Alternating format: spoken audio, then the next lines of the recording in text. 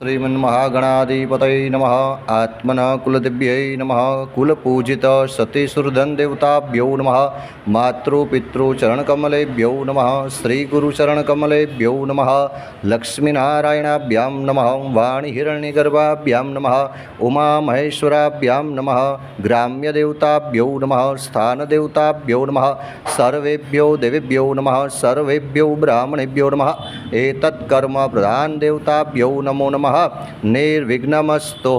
विनायकं गुरुभानु ब्रह्मा विष्णु महेश्वरः सरस्वती।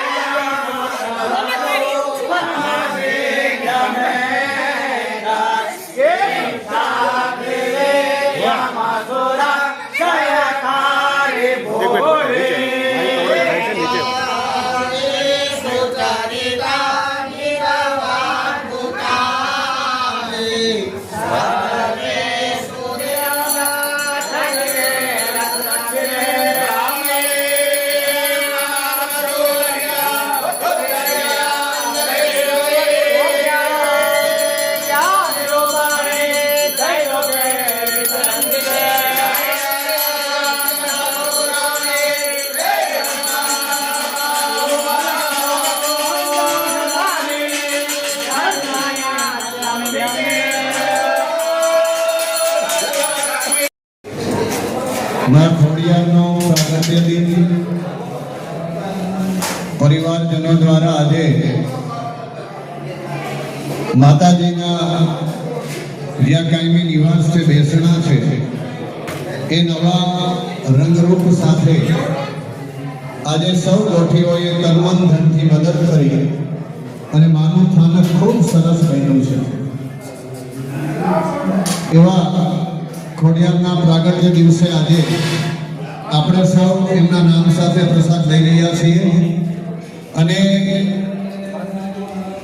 આવડ, જોગડ, તોગડ, બીજભાઈ, ખોડિયાર, હોલભાઈ અને સાસાઈ આ 7 બહેનોમાં આ ખોડલના ખમકારો સમગ્ર પરિવાર ઉપર સતા વરસતો રહે એવા ભાવ સાથે આપણે પ્રસાદ લઈ રહ્યા છીએ।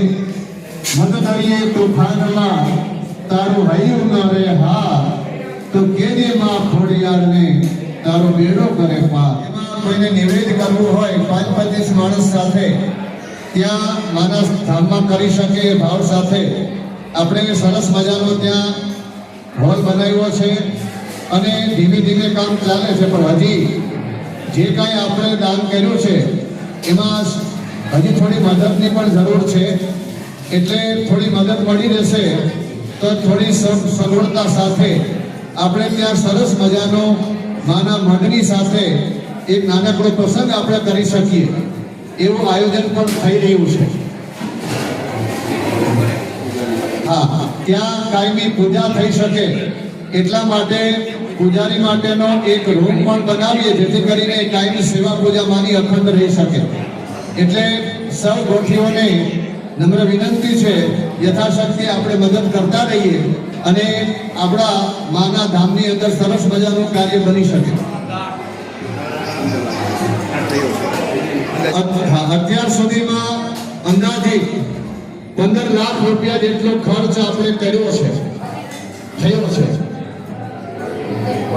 હા, હજી 3 લાખ રૂપિયાની જરૂરિયાત છે।